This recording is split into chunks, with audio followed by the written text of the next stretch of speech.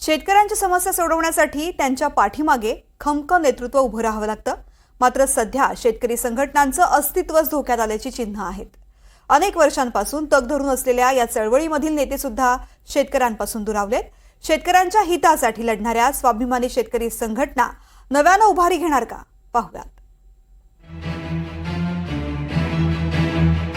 एक काळ असा होता की राज्याचा ऊस दर कोल्हापुरात ठरत होता, पण आज याच कोल्हापुरात कारखान्यांनी FRP प्रमाणे ऊसाचे दर जाहीर केले।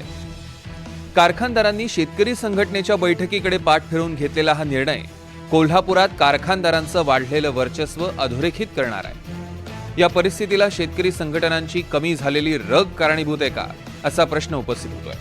सगळा ऊस उत्पादक शेतकरी आपल्या न्यायासाठी एका झेंड्याखाली त्यानं यायला हवं।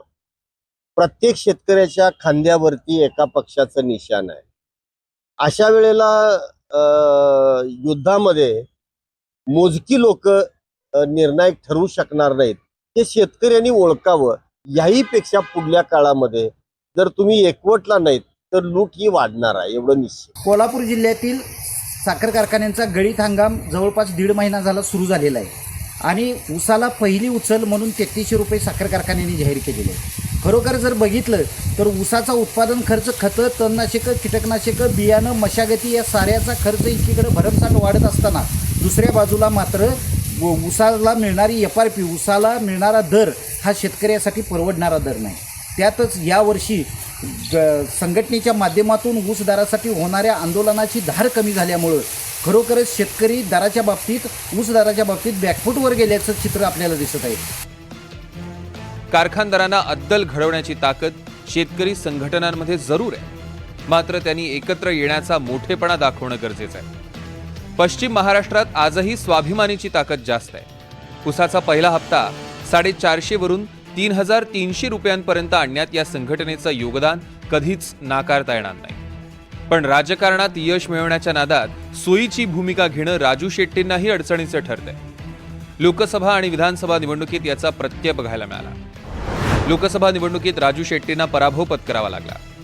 विधानसभा निवडणुकीआधी चळवळीतील पदाधिकाऱ्यांनी संघटनेची साथ सोडली।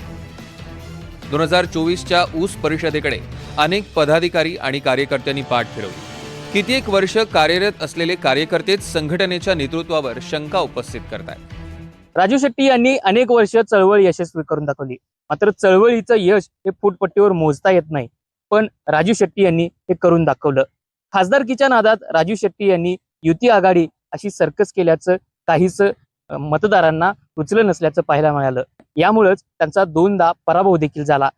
ND पाटील यांच्यानंतर खमका कार्यकर्ता आणि नेतृत्व करणारा नेता म्हणून राजू शेट्टी यांच्याकडे पाहिलं जात होतं।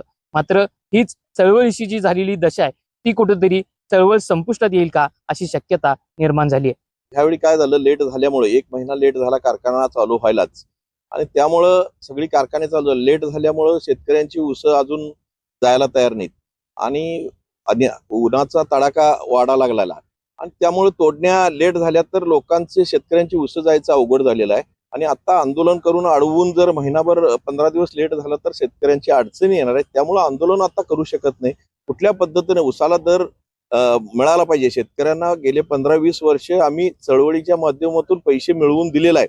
काही शेतकऱ्यांनी देखील साथ द्यायला पाहिजे होती, कारण तोडच न घेतलं तर म्हणजे ऊसाचं तोडच नाही घेतलं असतं तर कारखाने चालू झाले नसते आणि आंदोलन करायला लागलंच नसतं।